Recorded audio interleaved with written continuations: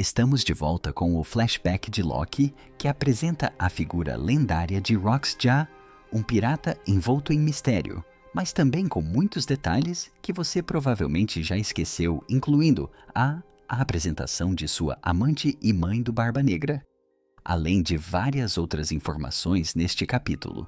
Incrivelmente denso, como o que aconteceu com os gigantes da Galileia que ficaram congelados em Punk Hazard, entre muitos outros detalhes. Então vamos mergulhar neste capítulo extremamente denso. Na capa, Otto guia Yamato em direção a um túmulo específico que ele afirma pertencer a um herói nascido no West Blue e criado em Lingo. Essa é uma afirmação muito interessante, pois se estivermos falando de visitar túmulos em Ringo, o primeiro que viria à mente seria o túmulo de Ryuma, mas a afirmação de que ele nasceu no West Blue não faz muito sentido. Afinal, o Vividard de Hume afirma que ele é originário do país de Wano, mas por outro lado, isso é tudo o que sabemos. Portanto, esta é uma informação que certamente pode ser atualizada conforme descobrirmos mais sobre as origens de Ryuma. Assim como Zoro, é totalmente possível que Ryuma tenha nascido no exterior no West Blue e sido criado posteriormente no país de Wano. Contudo, o fato de ter sido mencionado que ele foi criado lá parece indicar que essa pessoa se mudou para Wano muito cedo.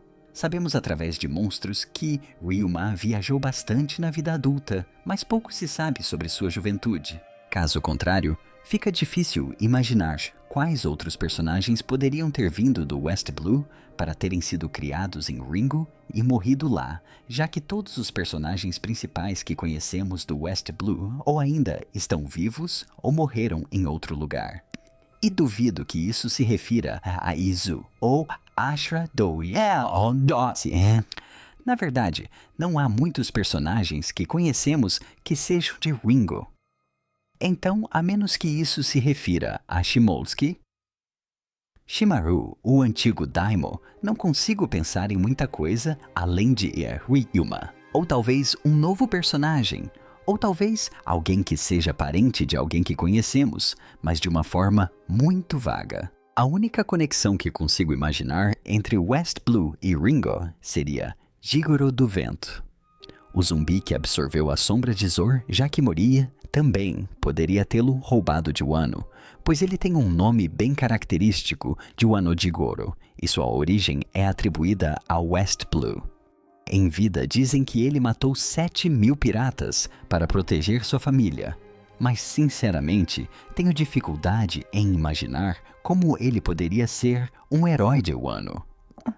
Mas quem sabe? Enquanto isso, Yamato está comendo uma maçã, ou Ringu, em japonês, o prato típico da região de Aomori, que inspirou parte do nome Ringo. Portanto, parece que as maçãs continuaram sendo um prato típico da região, mesmo ao longo dos milênios. Do lado de Yamato, vemos Page One carregando uma mochila, enquanto Ulti corre na frente para fazer uma bola de neve gigante, talvez para um boneco de neve. Kiko, por sua vez, continua olhando para Yamato com um sorriso alegre. A história avança 63 anos no tempo enquanto transitamos suavemente pelo flashback da Big Mom. Para melhor contextualizar o clímax do flashback da Big Mom, ocorre em dezembro de 1461, 63 anos atrás, durante o solstício de inverno. Lailen havia sido abandonada pelos pais apenas 10 meses antes, em fevereiro daquele ano, e deixada aos cuidados da Madre Carmel até dezembro, quando esta arrasou a vila e matou o lendário guerreiro Yoro. Carmel, com a ajuda dos gigantes, levou Linlin para outra ilha no Novo Mundo. Mas no seu aniversário, apenas 2 meses depois, em 15 de fevereiro do ano seguinte, 1462, Linlin acaba devorando toda a sua família sem deixar vestígios. Mas naquela ilha, ela encontraria Stroan.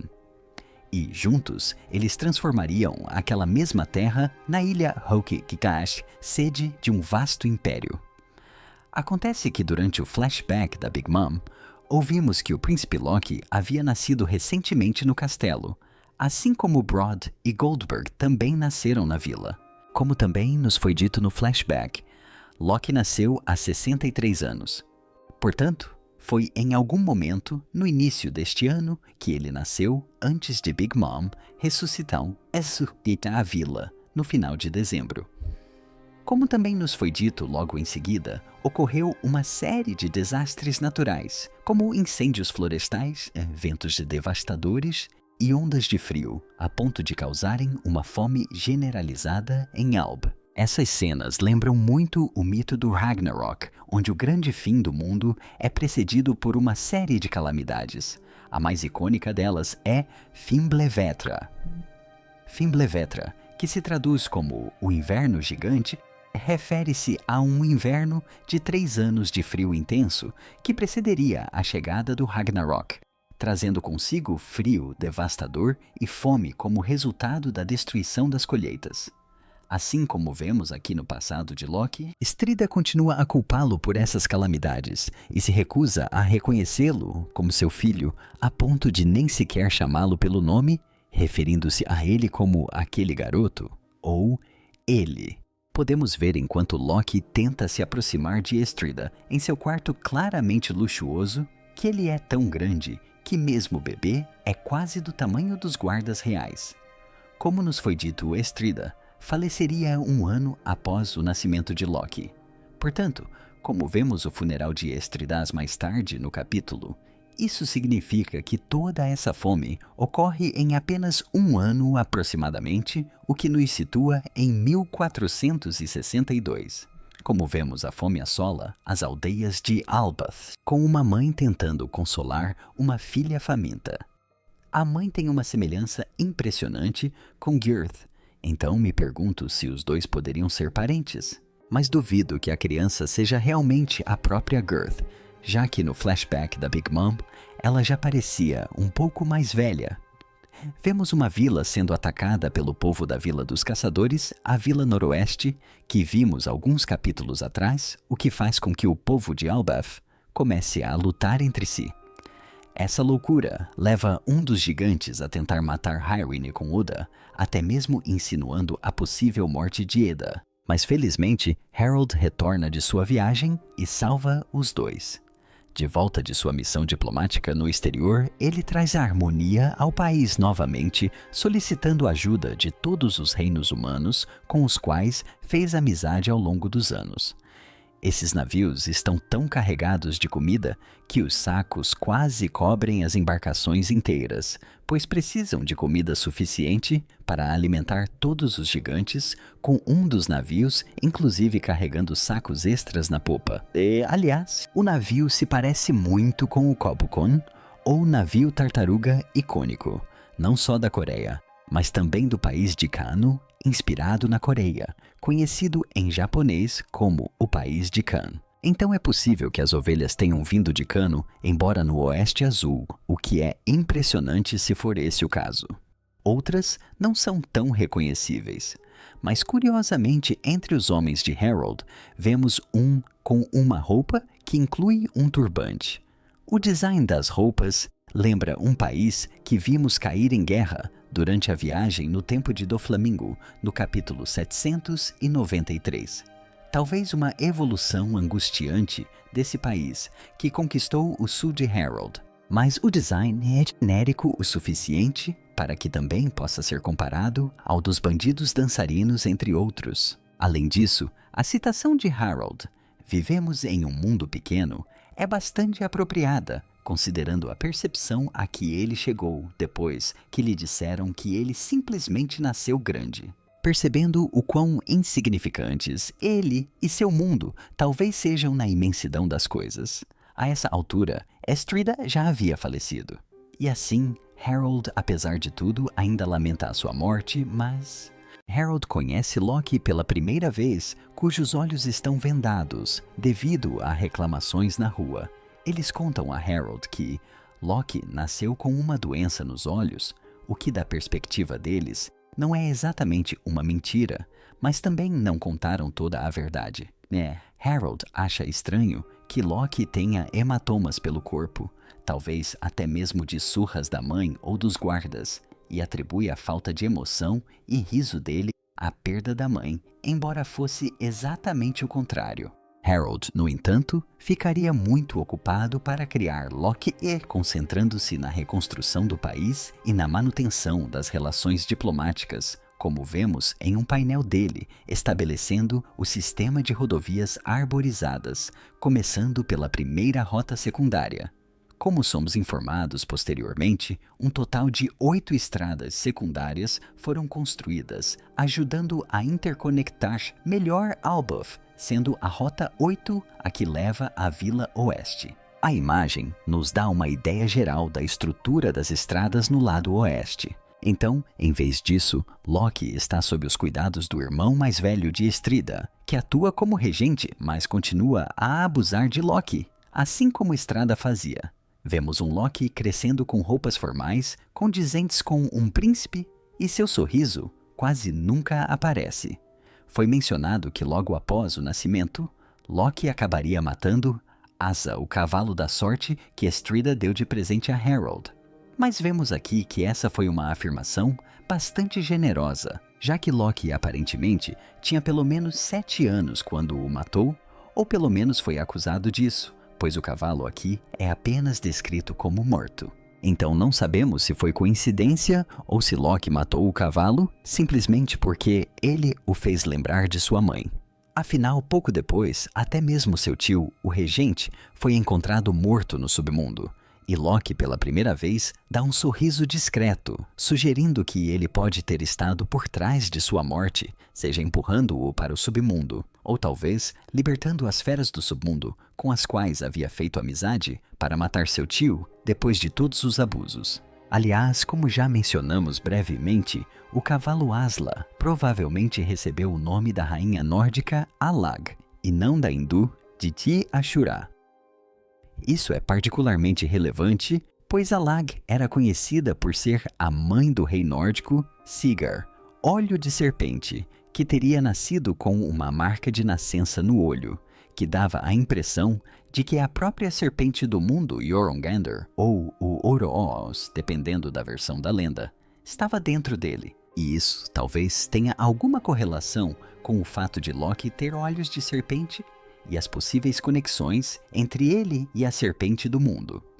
Enquanto isso, vemos que ela foi para o submundo abrir a taverna localizada na costa da ilha, que ela chama de Bar, um lugar onde dizem que as feras geralmente não vêm por ser a praia. Ela afirma que queria fazer isso para receber as pessoas na ilha com mais facilidade na esperança de ajudar o sonho de Harold. Mas eu me pergunto se quase ter sido morta em sua aldeia também a fez querer manter certa distância, talvez. Apropriadamente, ela usa um avental com o que parece ser o grog de escrita e está servindo uma bebida de um barril através de algum tipo de machado ou alavanca cravada. Em vez disso, ela envia Heroin para partir com Elbosan, ou comestível em japonês, da Vila Oeste para treinar e se tornar um guerreiro. Dado que muitos gigantes têm nomes relacionados à luta livre, isso talvez possa estar ligado ao icônico golpe de cotovelo conhecido pelo mesmo nome em japonês. No entanto, o preocupante é que atualmente ela não está mais no comando da taverna, mas sim sob a responsabilidade de outra mulher chamada Mato. Como vimos no presente, Colin e Shanks frequentavam essa taverna. Então, eu me pergunto qual é a relação entre os dois. E mais importante, onde exatamente Eda está agora. Avançando 56 anos no tempo. Quando Loki teria cerca de 7 anos, vemos uma conversa entre Harold e Iald perto de sua casa, que parece ser no topo de uma ilha em forma de nuvem não muito longe da árvore com uma roda d'água movida por nuvens do mar. Surpreendentemente, Iald menciona um incidente que ocorreu no Levi durante o Levely de 1468 a 56 anos. Como o evento acontece a cada 4 anos, Harold entrou fingindo ser guarda de um rei amigo, mas acredita que poderia ter sido descoberto se não fosse pelo caos causado pelo atentado, sobre o qual falaremos mais adiante. Mas isso demonstra que não foi a primeira vez que Harold foi à Terra Santa. Um assunto ainda mais fascinante, porém, é levantado por Jarl, quando ele menciona um grupo de passeios de barco conhecido como Gala. Ora, isso certamente lhe soará familiar, pois os direitos de navegação da Gala são os famosos direitos de navegação da Wall ET7, em referência à empresa Galileia, fundada por Iceberg há 7 anos. Mas é claro que isso foi muito depois de 56 anos atrás. Então, claramente, não são a mesma coisa. E ainda mais impressionante é o fato de que também não são escritas da mesma forma em japonês. Gala, a empresa de Waterset, é escrita em japonês como Gera, com um som de E alongado, que resulta no hífen yadi que a separa em duas palavras. Já este Gala é escrito em japonês como Gera, com um som de I em vez de EI, porque não há I-fen, pelo menos de acordo com as regras fonéticas do katakana. Admitidamente, não sabemos como este Geda é romanizado, mas considerando que o som é basicamente o mesmo que Gela, porém sem o hífen, e que se trata de direitos navais, certamente deve haver alguma conexão. Imagino em que momento da vida Iceberg os conheceu ou ouviu falar de sua existência, o que pode ter inspirado o nome da empresa Gala, ou se compartilham alguma raiz etimológica, já que afinal a galera é parte de um navio. Além disso, embora Gala seja a escrita fonética, a leitura em kanji é Skridr Almun Peshum, Old Sushi Sena, ou Esquadrão Martelo, como Harold também os descreve como um grupo de poderosos escriturários, que é navais gigantes, todos empunhando martelos. Harold se pergunta se a existência deles era um mito talvez anterior, até mesmo à sua juventude. Mas Jarl o tranquiliza, dizendo que se tratava de um grupo muito real, de cerca de 100 gigantes que viajaram pelo mundo visitando muitos lugares. No entanto, um dia eles enviaram uma carta final dizendo: "Fomos todos capturados." Isso chocou Jarl, pois o grupo incluía não apenas muitos gigantes poderosos, mas até mesmo alguns gigantes antigos de fato ainda estavam vivos. Por coincidência, Jarl também menciona rumores que ouviu sobre um grupo de gigantes congelados em algum lugar do mundo. E essa pode ser a pista que precisamos para descobrir a identidade dos Gala, já que isso lembra muito os congelados. Você deve se lembrar que na ilha de Punk Hazard, no primeiro andar do prédio Binami Chopper, junto com as crianças, encontram uma sala com vários gigantes congelados, presos em uma camada espessa de gelo. Pelo que sabemos, esses são prisioneiros da Garmin que foram submetidos a experimentos em Punk Hazard e congelados no gelo para preservação. No entanto, se você os comparar com os soldados de Gala, fica bastante evidente que são os mesmos. O grande gigante, antigo, ao fundo, se parece muito com o rosto grande no canto superior esquerdo com a boca aberta. O homem central com costeletas grandes combina com o homem de costeletas à direita. E há mais alguns que você poderia potencialmente identificar como correspondentes. Podemos dar uma explicação razoável para isso também. Os Gala podem ter sido capturados pelo governo e levados para Punk Hazard para serem submetidos a experimentos devido à sua forte linhagem. Como sabemos, o governo há muito tempo buscava obter força descomunal para seu exército e investiu bastante tempo investigando a gigantificação. Isso ocorreu antes mesmo da chegada de Vega em Punk Hazard. Provavelmente os Gala congelados permaneceram assim por um longo período, até que suas pesquisas finalmente surgissem. De qualquer forma, foi a partir desses experimentos e gigantes ancestrais que os primeiros gigantes ancestrais artificiais foram criados em Punk Hazard. Esses gigantes ancestrais acabariam caindo nas mãos do clã Yezer, Gomai Majidapos, Ama Okeda Tete Tegada de Punk, Hazard, que os venderia para Kaido para se tornarem sua unidade de elite, os números, conectando assim todas essas tramas. A verdadeira questão, no entanto, é quem exatamente derrotou os Gala para capturá-los, principalmente considerando sua tremenda força, como Jarl menciona. Portanto, deve ter sido uma pessoa incrivelmente poderosa trabalhando para o governo, ou que de alguma forma entregou esses gigantes ao governo. Afinal, Harold Down também se pergunta se isso foi obra do governo. Embora Jarl mencione como quaisquer detalhes do passado foram afundados pelas ondas da história, claro, uma alusão ao afundamento do Segundo Mundo. Tem 48 anos atrás, quando Loki tinha agora 15 anos, mas ainda era uma criança para os padrões de Loki, ele libertou as bestas do submundo sobre a Vila Oeste, enquanto seu pai estava em uma expedição. Esta não foi a primeira vez que ele fez isso, pois nos foi dito que ele fez exatamente a mesma coisa aos 10 anos de idade. Então, isso se tornou uma recorrência comum, como também nos foi dito.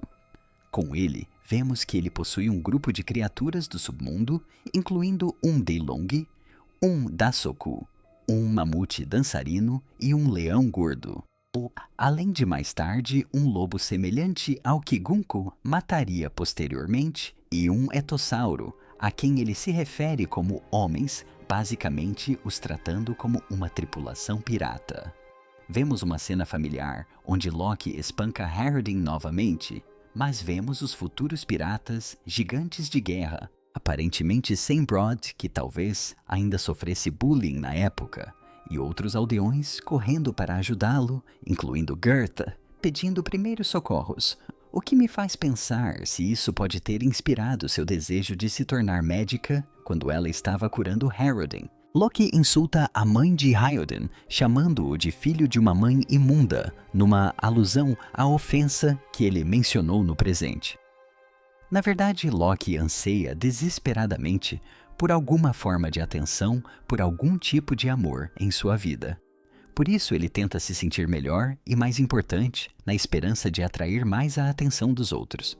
E, no entanto, como resultado, outros simplesmente começam a desprezá-lo ainda mais e a defender o oprimido que luta contra ele para proteger a vila, mesmo que isso vá contra suas crenças de que ele deveria ser superior a Hyrwin e, portanto, mais amado.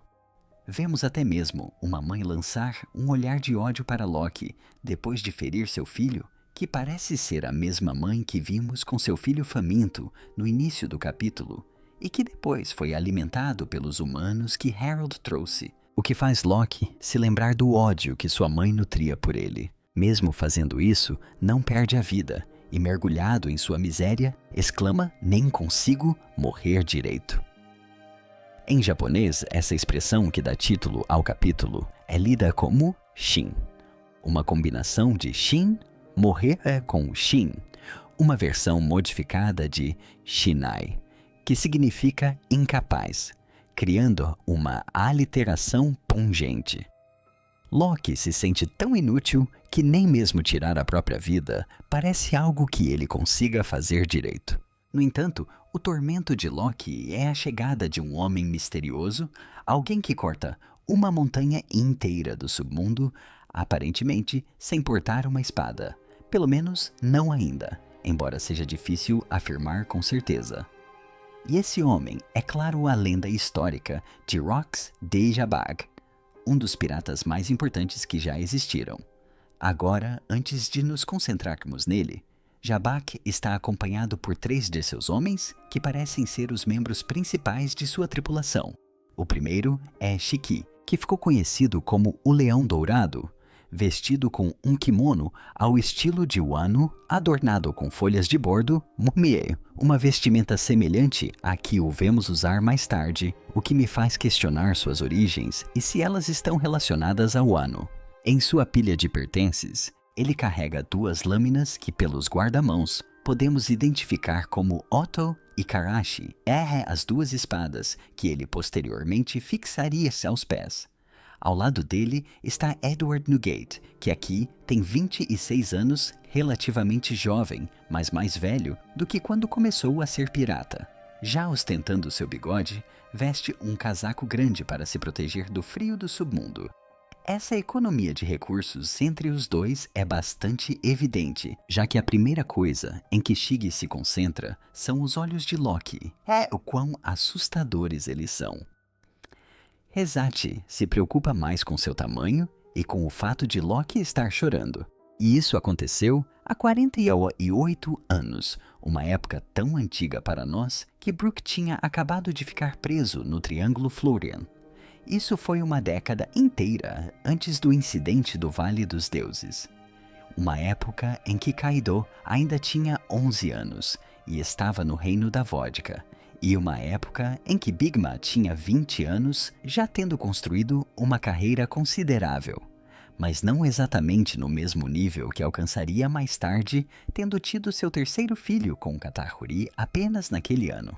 Sendo assim, Barba Branca e Shiki faziam parte da tripulação original de Jabbar, o que faz sentido, já que também foram eles que se tornaram as figuras mais importantes durante o período posterior à Era de Jabek, conhecido como a Era de Roger, que foi dominada por Roger Barba Branca e Shiki. No entanto, após a morte de Roger e a retirada de Shikar, após seu aprisionamento, a Grande Era da Pirataria, que alguns chamam de Era de Barba Branca, foi dominada por Barba Branca, mas também por Kaido, Big Mom e muito mais tarde Shanks. Faz sentido, portanto, que a guarda original dos piratas do Rock tenha definido a Era de Roger, enquanto os membros posteriores definiriam a Grande Era dos Piratas mais tarde devido à diferença de idade. Já aqueles que vieram depois, Shanks, Barba Negra, Buggy e Luffy, definiriam a Era atual. No entanto, eles não são os únicos aqui, pois há também uma terceira integrante que parece ser uma mulher de cabelo curto. Existe a possibilidade de ser uma personagem totalmente nova, mas também podemos analisar as integrantes femininas dos Piratas do Rock para ver se ela se encaixa. Ela poderia ser Buckingham Stussy, que provavelmente é a convidada mais provável aqui. O cabelo dela parece bem mais curto. Então é difícil dizer que é realmente ela, principalmente por causa da diferença na aparência em relação ao incidente no Vale dos Deuses. Mas ela já tinha 28 anos nessa época. Então, definitivamente, poderia ser ela, especialmente com esses lábios pintados e cílios grossos. O que seria bem interessante se ela tivesse voltado tanto no tempo a ponto de fazer parte da Guarda dos Espíritos da Rocha original, junto com Shiki e Barba Branca. Alternativamente, também existe a Gloriosa, mas sua aparência não combina tanto. Ou possivelmente a Shakuyaku, que também foi mencionada como possível integrante do The Rocks, mas novamente, Shaki tem cabelo mais escuro, então a menos que ela tenha morrido. Aqui eu definitivamente acho que Stussy é de longe a que mais se assemelha. Mas é claro, a aparição mais impressionante de todas é finalmente ver a estreia do lendário Rocks de Aja, 7 anos depois de seu nome ter sido mencionado pela primeira vez no capítulo 9007 durante a fase de 2018. Como vimos nas silhuetas, ele não é tão alto quanto Barba Branca. Da mesma forma, seu cabelo é espetado, embora dividido em cores diferentes, uma escura e outra mais clara. Ele tem algum tipo de tatuagem ou marca sobre o olho esquerdo, mas o mais impressionante é que ele tem, obviamente, uma aparência idêntica à de Marshall D. Teach, deixando bastante claro que ele é o pai de Barba Negra. Isso já era amplamente presumido pelos fãs, visto que Jabek tinha muitas conexões com Barba Negra, principalmente o fato de seu filho ter eventualmente assumido seu território na ilha pirata de Hachinosu e ser o mestre do navio atual, conhecido como Sabre de Jabak. Oda chegou a insinuar diretamente em entrevistas anteriores que os dois estão conectados de alguma forma.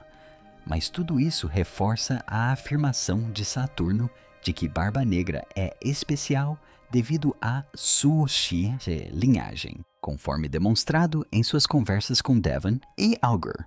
Como ele provavelmente sabia, Barba Negra é filho de Jabag. No entanto, é evidente que Barba Negra deve ter adotado o sobrenome da família de sua mãe, ou um sobrenome completamente novo passando a se chamar Marshall, o professor, em vez de Roxy, a professora, o que oferece um paralelo particularmente interessante com português, o As, que também adotou o sobrenome de sua mãe.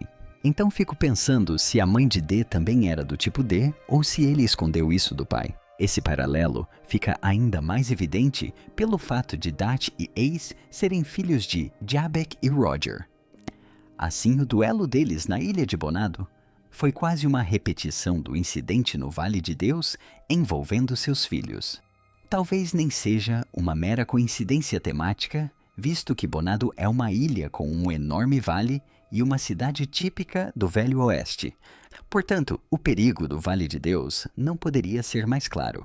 Mas ao contrário do incidente no Vale dos Deuses, no incidente em Bonado foi o filho de Jabek que saiu vitorioso. Em uma das revistas de A One Piece, vimos um rascunho descartado por Oda da mãe de Barba Negra e suas duas irmãs que deveriam aparecer antes. Mas no momento não sabemos se elas permanecerão apenas uma ideia descartada ou se algum dia reaparecerão na história, o que ainda é totalmente possível. Tudo o que sabemos, por enquanto, é que Barba Negra cresceu em um lugar chamado Porto das Sombras, sofrendo uma infância dolorosa e difícil, como vemos no desenho dele quando criança, da STS até conseguir embarcar no navio de Barba Branca, como vemos no flashback de Odin. Embora eu me pergunte se algum deles sabia que Barba Branca estava na tripulação de Shabak. No entanto, Barba Negra nasceria 8 anos depois, ou seja, 40 anos antes, em 1484. Portanto, agora em 1476, Shabak ainda não tinha filhos. Aliás, de acordo com seu título, ele é o futuro capitão dos Espíritos da Rocha. Assim, parece que os Piratas da Rocha como entidade ainda não se formaram completamente. Então fico pensando em como Jabek chamaria seu bando de piratas, com quem viaja atualmente, ou se eles sequer se consideram uma tripulação pirata ou apenas um grupo de criminosos. Já que estamos falando de nomes, só para lembrar, Roxabek se pronuncia Jabekash com som de J, assim como em japonês, e foneticamente se escreve J-B-A-I, provavelmente seguindo a pronúncia francesa da palavra Jabek, em vez da inglesa. Portanto, lembre-se, não se pronuncia Chapek, mas com um J, mais suave como em francês, embora a pronúncia de Sheabok não seja muito diferente caso prefira. A palavra Jabek, em particular, se refere a um tipo de navio, o que faz sentido, visto que o navio professor será posteriormente chamado de Sabre de Jabek. O jeito como ele fala em geral também não é apenas muito rude, mas também incrivelmente autoritário, exigindo tipo, muito bem, responda sim, a 2 perguntas, seu. Por que sim? Porque são essas as respostas que eu quero ouvir. Cash quase forçando a verdade a se curvar a ele. No entanto, embora Jabag ainda não tenha atingido o auge de sua carreira que definiria a Era do Rock, um período que supostamente terminou há 38 anos com o incidente de God Valley, mas não sabemos exatamente quando começou. Ele claramente já havia conquistado muita coisa. 8 anos antes, no mesmo nível mencionado por Harold e Gerald, ele aparentemente invadiu o local e matou um almirante da marinha, sozinho, fugindo do governo e obtendo uma alta recompensa por sua cabeça, embora ainda não saibamos o valor exato, infelizmente. Almirantes geralmente servem como guardas desse nível. Portanto, o fato de Jabash ter assassinado um demonstra o quão poderoso ele realmente era, mesmo antes de atingir o auge de sua carreira. sendo um homem que rivalizava em força até mesmo com Roger e Garp. Ele se tornou o chefe da Ilha dos Piratas e estabeleceu a lendária Ordem dos Piratas para alcançar seu objetivo final de se tornar rei do mundo. Um título que agora sabemos não ser metafórico, mas sim um desejo muito real de absorver a posição atual de Emma. No entanto, seus planos seriam frustrados no incidente do Vale de Deus, quando ele supostamente morreria após perder para Roger e Garp, alterando completamente o curso da história. E agora ele chegou a Albeth com o desejo de conhecer o Rei Harold, o que me leva a questionar qual seria exatamente o interesse deles um pelo outro. Como sabemos, Loki desejava se juntar a Jabek, mas acabou sendo derrotado e rejeitado. Contudo, é apenas com o contexto deste flashback que entendemos o motivo de seu desejo, já que Loki não tinha lugar em Albeth e queria fugir, mas nem mesmo Jabag estava disposto a acolhê-lo, e como o próprio Loki disse, ele realmente sente que nasceu na era errada, questionando até mesmo se era certo ter nascido.